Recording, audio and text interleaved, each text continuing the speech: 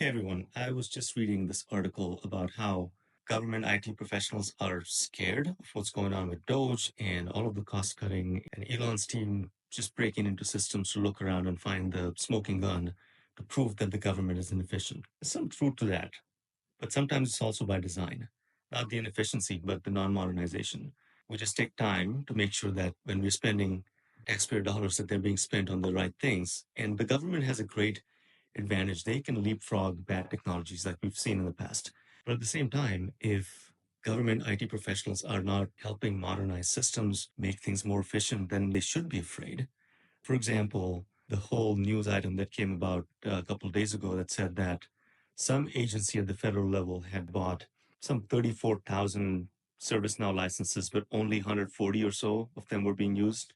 That's reality. We see that all the time in local government, where a couple of years ago, 3 or 4, 5 years ago, some hardware was bought that was never deployed, that's just sitting there. And now you're getting invoiced by the vendors for maintenance fees. Because why wouldn't they send you an invoice?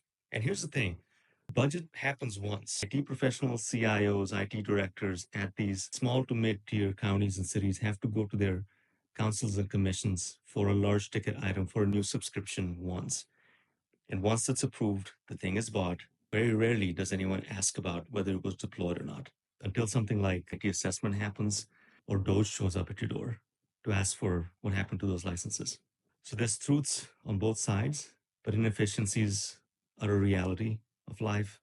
But the cool thing is there are so many low-hanging fruit, to use an often used term, that we can pluck to find efficiencies. It doesn't always have to be slashing entire departments. If you bought something a few years ago, go look at your network stack, go look at your unopened boxes in your data set. Ask around, look at your contracts, look at invoices that keep showing up and are getting paid because they were paid last year.